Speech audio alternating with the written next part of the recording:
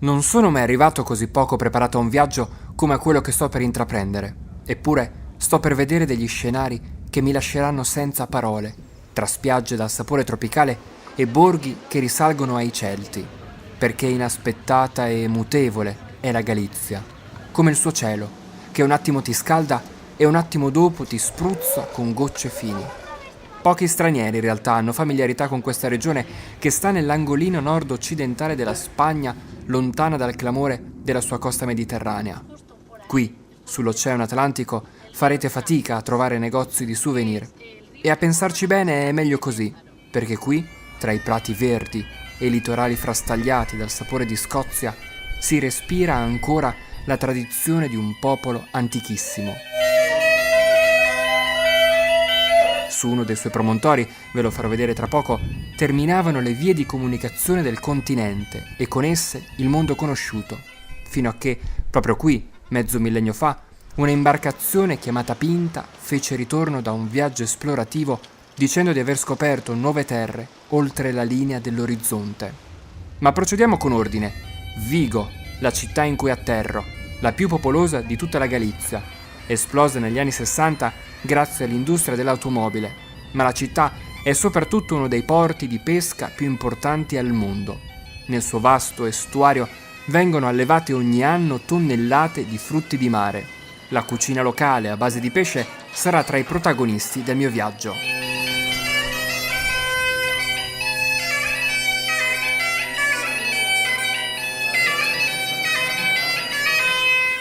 Arrivo a Vigo di sera, lascio la valigia in camera e vado a cena a caccia del piatto più tipico, il pulpo alla feira o alla galiziana.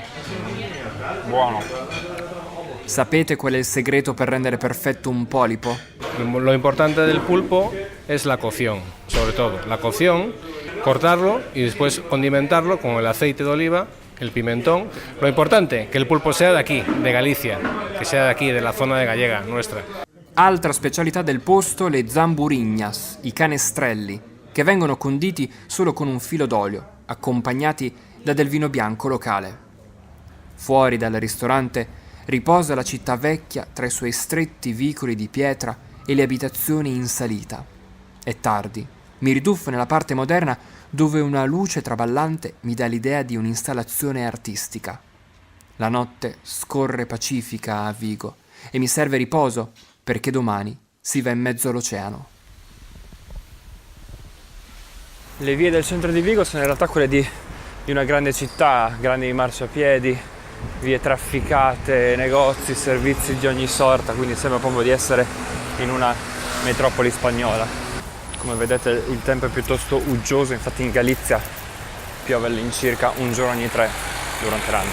Allora facciamo un po' di rassegna stampa dal bar di Vigo con questo cappuccino liquido e il pane con burro e marmellata che aumentano le pattuglie spagnole e portoghesi, dato che qua a Vigo siamo al confine col Portogallo, per aiutare i turisti. C'è l'industria delle auto di Vigo che ha raggiunto il suo record e nell'ultimo anno sono stati creati 950 posti di lavoro. Poi c'è Ryanair che apre la stagione estiva, 3100 arrivi alla settimana da Edimburgo, Bologna, Milano e Dublino. Sul traghetto per l'arcipelago delle isole Cíes mi imbatto in una scolaresca che viene dalla regione della Castiglia, come mi spiega l'insegnante. ¿Cuánto es importante para los estudiantes este tipo de experiencia? Este viaje está siendo muy interesante porque están haciendo muchas cosas, porque nosotros somos de una zona interior de España, no de costa, y van a hacer surf, van a hacer kayak, o sea, van a hacer deportes náuticos. Y aparte van a hacer naturaleza, porque van a ver las Islas Cíes, y luego hay historia porque estuvieron viendo Santiago de Compostela, así que es muy completito. ¿A que sí, chicas? ¿A que es muy completo? Sácalas a ellas que son más guapas. I ragazzi passano il tempo su Instagram e dopo 2 chiacchiere me li ritrovo tutti come follower.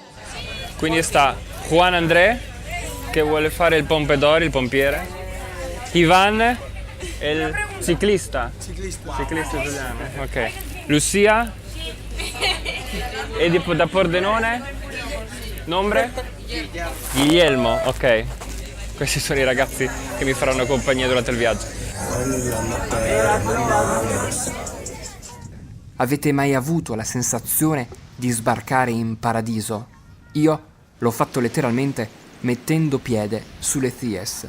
Sulla lunga Praia de Rodas e sulle sue sabbie bianche trovavano rifugio i pirati, perché sorge su una baia protetta dalle correnti dell'Atlantico e quindi permetteva un facile attracco da parte delle imbarcazioni dei pirati. Guardate che meraviglia. Il mare qui è sempre calmo perché le isole formano una barriera naturale per la ria di Vigo. Ancora infatti non ho visto il mare aperto, che adesso mi appare oltre la quinta teatrale fatta di rocce. Questo è il primo scorcio sull'Oceano Atlantico. Oltre la baia di Vigo si apre il mare aperto e oltre quelle onde fino al 1400 si pensava che il mondo finisse. Le isole oggi sono una riserva naturale, ma qui in passato hanno trovato dimora i Celti, i Romani e non solo. Sull'isola vivevano in totale isolamento i monaci fino a che il loro monastero, che vedete alle mie spalle, non è stato distrutto dai pirati. Oggi è stato ristrutturato, è diventato il centro di informazione dell'isola. Attorno adesso si è sviluppato un villaggio di una decina di case. I paesaggi sull'isola sono da togliere il fiato. La quiete ne ha come ingabbiato le alture massicce, la sua vegetazione, i suoi fari, fino a che mi rimbatto nei miei giovani amici che mi salutano. Hola chico! Praticamente per diventare un influencer dovevo andare su una riserva di gabbiani in mezzo all'Oceano Atlantico. Raggiunta la prima vetta, dopo più di un'ora di camminata, mi rendo conto di quanto sia differente per la percezione umana vedere l'orizzonte di un oceano rispetto a quello, ad esempio, dell'Adriatico. Qui si ha come l'impressione di essere schiacciati da quell'immensità d'acqua e che l'infinito si ribalti su di te. Il 1 marzo 1493 dal porto di Baiona, che vedete laggiù in fondo alle mie spalle, si vide giungere dall'Oceano Atlantico una imbarcazione di medie dimensioni. Era una caravella. Il suo nome era Pinta ed era una delle 3 caravelle guidate da Cristoforo Colombo, partite diversi mesi prima dal porto di Palos, e fu la prima a giungere in Europa con la notizia della scoperta di un nuovo mondo. È piacevole passeggiare qua perché si sentono contemporaneamente i profumi del bosco, dei pini e quelli del mare, anche i cinguetti degli uccelli più tipici da bosco mescolati insieme a quelli dei gabbiani, anche perché questa è la più grande colonia al mondo dei gabbiani, quelli con le zampette gialle. Sentite.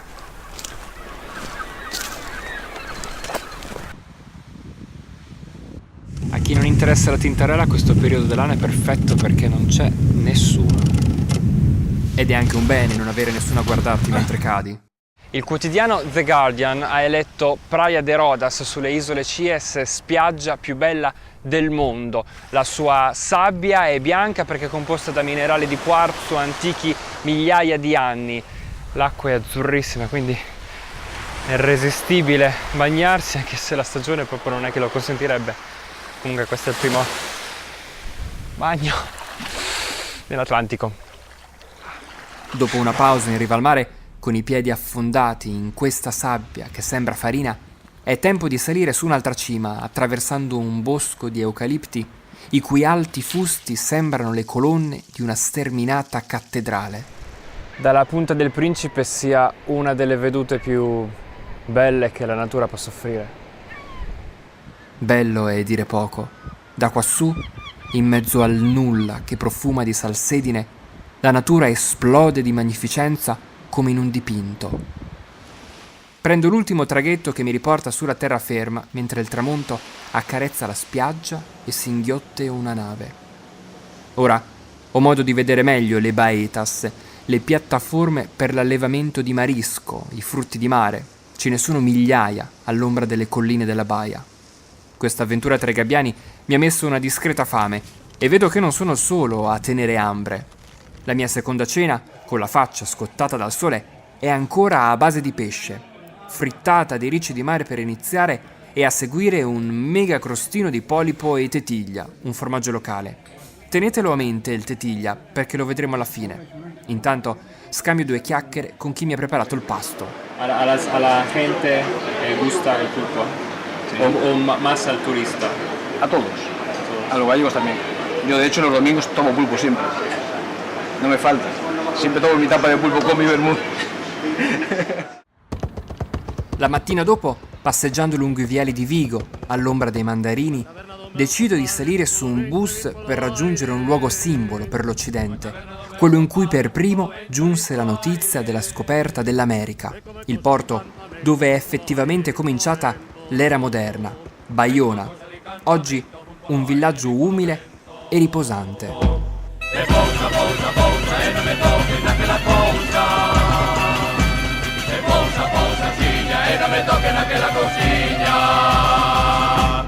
È un giorno festivo, sono le 10 del mattino passate e nel centro di Baiona è tutto chiuso. Non c'è anima viva, a parte quelle due signore da dietro che sono appena uscite da questa porta qua a fianco per andare a fare la spesa. È mezz'ora che sto cercando un bar dove fare colazione, non se ne trovano. Si sentono le prime tapparelle aprirsi dalle finestre delle case. Un litigio in spagnolo.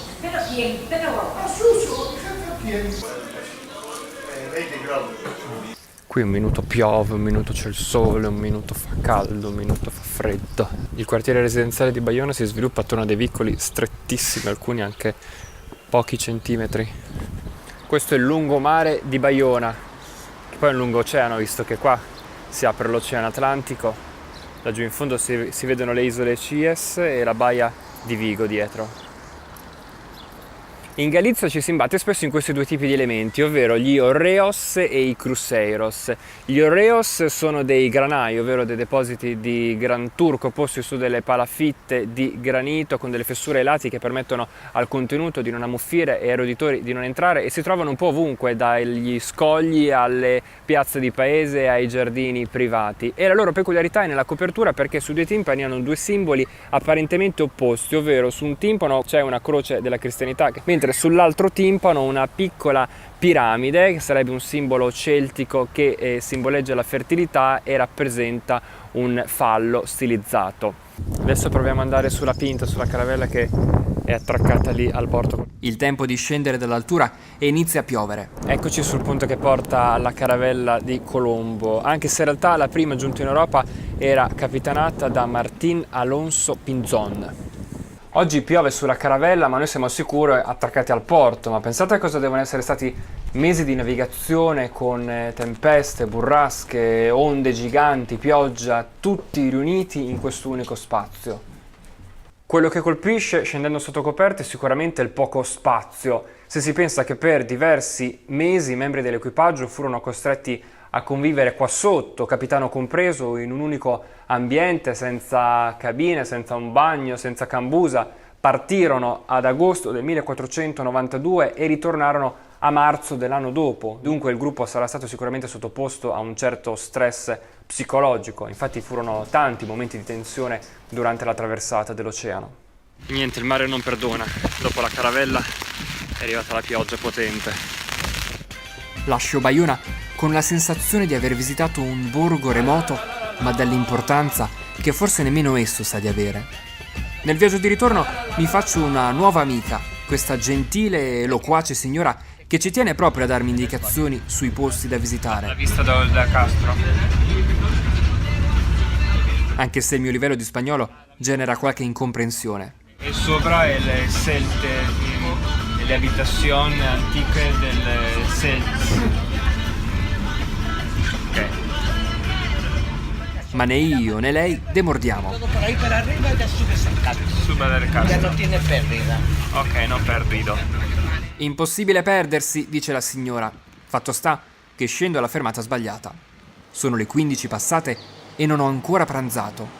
Cerco tra le recensioni online il migliore tra i locali più economici della zona. E secondo voi troverò ancora gente a tavola? Le 15:40, in perfetto stile spagnolo, il ristorante è ancora pieno per il pranzo.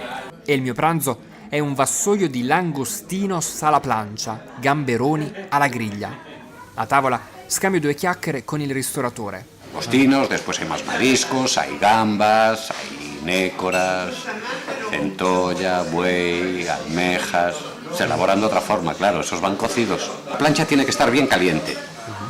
Echamos sal gruesa, ponemos los langostinos, le echamos un chorrito de aceite de oliva. Cuando están cocinados por esa parte, le damos la vuelta.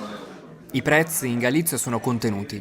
Adesso, con la pancia piena, invece di smaltire, come fa questo anziano signore, seguo le indicazioni della mia amica dell'autobus e raggiungo la collina di Castro. Durante l'età del ferro sorsero tanti villaggi nella baia di Vigo, si chiamavano castros. Uno di questi sorgeva sul promontorio di Vigo, dove successivamente è stata realizzata una fortezza che vedete alle mie spalle. Da quassù si vede tutta la ria su cui ora si appoggiano pesanti nubi grigie. Salgo ancora più in alto e i boschi sono mangiati dalla nebbia. Ridiscendo a livello del mare e la spiaggia di Samil riceve gli ultimi raggi di sole della giornata. Qui saluto Vigo, perché ad attendermi c'è la meta di pellegrinaggio più importante al mondo per la cristianità dopo Roma e Gerusalemme. Per raggiungerla attraverso in treno la verde campagna di Pontevedra e gli estuari della Bassa Galizia.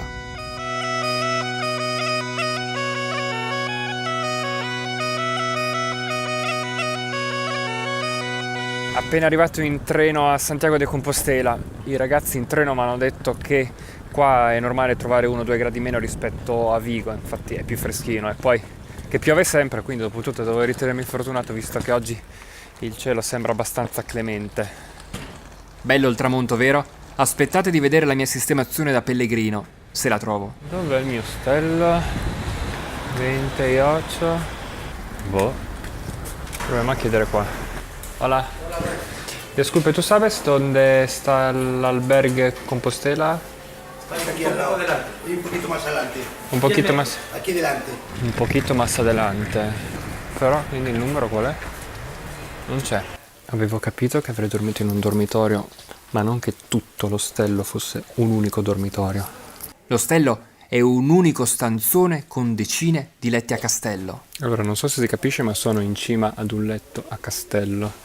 Qua da perfetto stile pellegrino, il letto te lo devi fare da te, ti danno le coperte, le federe, e il letto te lo fai da te appena arrivi. C'è la federa che è più corta del cuscino, se la tiri da una parte sbuca fuori il cuscino dall'altra. Volete vedere com'è venuto?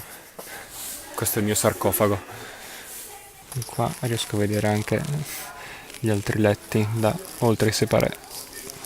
Allora, le docce sembrano abbastanza pulite. Tempo massimo raccomandato per la doccia 3-5 minuti. Vai, devo anche andare a farla in fretta. Asciugacapelli, qua i cessi. Qua qualcuno che ha voluto sterilizzarlo a modo suo. Doccia fatta. Adesso, siccome tengo hambre, vamos a tomar algo, mangiare qualcosa. Uno potrebbe pensare a Santiago come la città antica, l'ultima meta di uno dei più importanti pellegrinaggi del mondo, e invece le vie del centro sono di fatto quelle di una grande città moderna. Come entro nel centro storico, l'urbanistica cambia nettamente. Questa è decisamente una delle vie più strette. Sono le 11 di sera, troverò una taverna aperta in cui poter cenare? Sì, ed è talmente piena che la proprietaria sta alla porta per non far più entrare nessuno. Entro appena in tempo. E le vedete quelle 3 donne un po' alticce nel primo tavolo? Finito di mangiare, decidono di cedermi il loro tavolo e brindiamo insieme con il vino bevuto nelle tipiche coppe di ceramica. Ad attendermi c'è un vassoio di cozze al vapore fumanti. Mi ci vuole poco per finirle. Poi ricordo che in treno una studentessa mi disse con insistenza di ordinare la necora, il granchio, che va messo in pentola quando è ancora vivo. Tiene que ser nécora viva, fresca. Tiene nécora fresca a comprar en el mercado, que esté viva y todo eso. Y después ver la calidad, saber de dónde viene, todo eso. Todo tiene. Después la cocción no tiene secreto, las echas en el agua y cuando lleven 10-15 minutos en agua, la nécora ya está muerta. O sea, ya puedes, en un momento le pones fuego. Y cuando está cociendo, cuando empieza a hervir, 5 minutos de cocción y ya sta preparata ya. Anche qua il prezzo è decisamente competitivo. Uscito dalla taperia, vengo sorpreso da una nottata concitata. Adesso qua nelle vie di Santiago c'è a quanto pare una sorta di corteo. Uomini incappucciati sfilano reggendo un podio con la statua di Cristo. Non è un corteo qualunque, sono le celebrazioni della Settimana Santa. Le strade si riempiono di gente.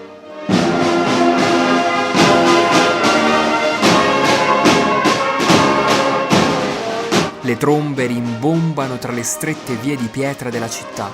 Pellegrini, curiosi e turisti accompagnano il corteo che si snoda tra i vicoli, tutto attorno all'imponente luogo di culto che rappresenta la meta del Cammino di Santiago. Certo che sgusciare fuori dagli stretti vicoli di Santiago de Compostela e vedere di notte per la prima volta la facciata della cattedrale accompagnati da questa musica e da tutta questa gente, non nascondo che fa un certo effetto.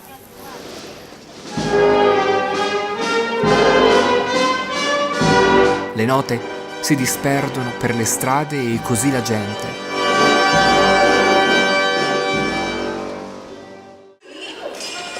Praza do Obradorio, che è la piazza San Pietro di Spagna, diventa il ritrovo per dei giovani che fanno le flessioni. Torno al mio ostello e al mio letto sarcofago. Domattina si va a vedere la fine del mondo. Allora, la rassegna stampa dal bar di Santiago de Compostela, chiaramente a quest'ora così presto ci sono solo io. Si parla della presenza turistica che per queste festività si pensava di battere il record, invece al 70%, perché per colpa del maltempo sono crollate le prenotazioni dell'ultima ora. E qua vediamo un po' di turisti felici sulla piazza di Santiago però bagnati, e poi gli albergatori di compostelani che chiedono eventi per attirare visitatori, anche qua sembra di essere a Rimini. E poi c'è l'evento di ieri sera in cui mi sono imbattuto casualmente, ovvero la Via Crucis, la processione a Santiago, che ha riempito di fervore la zona monumentale. Effettivamente era piuttosto emozionante. Questo è il pulmino con cui andremo in giro per la Costa della Morte oggi insieme ad altri 7 turisti. A farci da guida sarà Lucia, una spagnola che ha studiato in Molise, e questa è la cattedrale di Santiago de Compostela, ancora piuttosto scafandrata. Qua era il punto di ritrovo, la piazza che alle 9 del mattino è piuttosto vuota, dopotutto oggi è un giorno festivo. Il cielo che continua a essere molto variabile, prima pioggia, adesso sprazzi di sole qua e là. Questo è il mio gruppo di nuovi compagni. Dopo un caffè, barra dritta verso la Costa della Morte, quel tratto in cui l'oceano svolta da ovest verso il nord della Spagna, e si chiama così perché in quel punto, a causa delle forti correnti e delle rocce presenti sotto il pelo dell'acqua, sono avvenuti nei secoli tanti naufragi. La prima tappa è un'antica infrastruttura centrale per questa regione.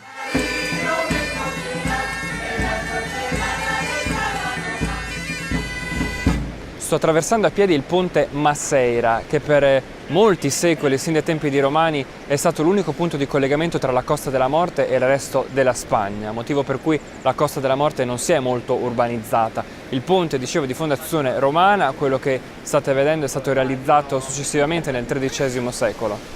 La forza dell'acqua serviva ad azionare i mulini tipici galiziani, che erano anche spazi di socializzazione. Mulino infatti si dice in galiziano muigno, e la musica tradizionale galiziana muigneira, perché era nata appunto attorno a queste strutture, un po' come i campi di cotone americani per la musica blues.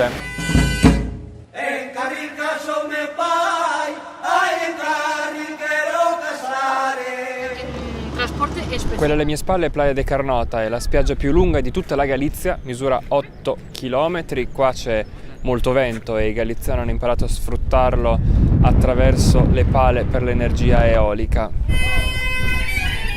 Di nuovo in strada costeggiamo il Monte Pindo, che è un crocevia di leggende. Secondo una di queste, i suoi massi di granito erano i soldati di un'antica regina pagana che aveva qui il suo regno, i quali, per proteggerla per sempre, hanno deciso di pietrificarsi. Sul suo fianco ha luogo uno spettacolo eccezionale. Adesso stiamo andando alla cascata dell'Esaro, che è l'unica cascata di tutta l'Europa le cui acque confluiscono direttamente nell'oceano. L'acqua che oggi scorre lungo la cascata dell'Esaro è in realtà soltanto la metà della portata del fiume che la crea. Questo perché in cima è stata costruita una centrale idroelettrica che inizialmente aveva persino bloccato completamente la cascata. Poi è intervenuta l'Unione Europea che aveva detto che tutto ciò era illegale e da allora è stato consentito alla centrale di trattenere il 50% dell'acqua e questo è il risultato che rimane comunque affascinante. Attraversiamo in pulmino i paesini della Costa della Morte. Qui le case hanno grandi vetrate perché un tempo questi porti intrattenevano rapporti commerciali con Venezia. Pesce galiziano in cambio di cristallo. E poi, là, dove l'acqua si fa più blu e il sole scalda una collina, raggiungiamo il promontorio più estremo della Spagna, quello in cui, prima della scoperta dell'America, si guardava all'orizzonte come alla fine della terra. Qui finisce il Cammino di Santiago e finivano anche le strade dell'impero romano. Infatti Finisterre, in galiziano Fisterra, significa proprio la fine del mondo e qua finiva quello che ai tempi dei Romani era il mondo conosciuto. Una località densa di emozioni, perché superata Santiago, i pellegrini più ostinati concludono qui il loro percorso. Il faro di Finisterre rappresenta anche il chilometro zero del Cammino di Santiago. Questo è un momento speciale per loro perché sono venuti a piedi da Santiago, ci hanno messo 4 giorni e questa è la loro meta. Un viaggio capace per molti di cambiare la vita. ¿Cuánto es especial el camino? Es muy bonito, es una experiencia preciosa. Son muchas sensaciones y es como la vida. Pues echas de menos el confort que tienes en casa. Te das cuenta que igual vives con más cosas de las que necesitas y que la felicidad está en las pequeñas cosas y en el día a día. Así es. Risalendo la Costa della Morte si arriva ad un altro promontorio simbolo, Muscia. Ad accogliermi c'è un mare agitato. Questa è la chiesa di Santa Maria della Barca, una chiesa davvero esclusiva perché sorge a pochi metri dalle onde dell'Oceano Atlantico, sulla scogliera di Muscia, dove si pensa che l'Apostolo Giacomo sia sovente venuto a pregare la Madonna per aiutarlo a convertire le popolazioni locali. E sempre su questa scogliera vediamo il monumento eretto dopo il naufragio del Prestige del 2002. Proprio qui di fronte a Muscia, 250 km largo, si è infatti inabissata la petroliera che causò un gravissimo danno ambientale per tutto il territorio della Costa della Morte. La sua economia, che si basa sulla pesca, è infatti tornata a riprendersi soltanto di recente. Rientrando a Santiago, sfilano al nostro fianco i verdi prati puntellati da granai e da villaggi di granito che tornano ad essere bagnati dalla pioggia. A Santiago mi aspetta un tramonto umido, ma con delle sorprese. Mi perdo infatti tra i vicoli più periferici della città e mi ritrovo a seguire un ruscello, romanticamente accompagnato da un camminamento che si addentra nella vegetazione. Ma la fame si fa sentire. Ho deciso che la giornata da pellegrino mi ha fatto meritare una cena nel ristorante più esclusivo della città, sempre secondo gli utenti online. Qui stringo nuove amicizie. Ok, allora questi sono i miei nuovi amigos. Zenera, Ruiman, Angel e Ana. Hola. Infermiera, disegnatore. No, designer. Il disegnatore e amministratrice. Ok? Per cominciare, ostriche. Però qua la cucina è fusion e le ricette tipiche della Galizia vengono rivisitate. Queste sono capesante su una base di formaggio. Questi i dolci. E con un dolce comincia il mio ultimo giorno. Oggi si visita uno dei luoghi di culto più importanti al mondo. Di qui sono passati milioni e milioni e milioni di pellegrini. Questa è la tribuna della cattedrale di Santiago de Compostela, dove i pellegrini erano soliti fermarsi a dormire al termine del loro pellegrinaggio. Mi raccomando, dotarsi di buone scarpe antiscivolo per fare quanto sto per fare, specie se piove. Sto camminando sulle falde del tetto della cattedrale di Santiago de Compostela, una cattedrale che inizialmente era estremamente militarizzata, come si vede dai merli qua a lato, ed erano presenti anche delle catapulte che potevano lanciare dei proiettili fino ad 1 chilometro di distanza. La fondazione della cattedrale è romanica, però ha subito via via delle variazioni, presenta architetture un po' di tutte le epoche, le ultime aggiunte sono quelle barocche che vediamo nel torrione. Scesi a pian terreno, le navate sono costantemente piene di visitatori. e l'architettura romanica è venuta in soccorso alla gestione dei flussi attraverso uno stratagemma.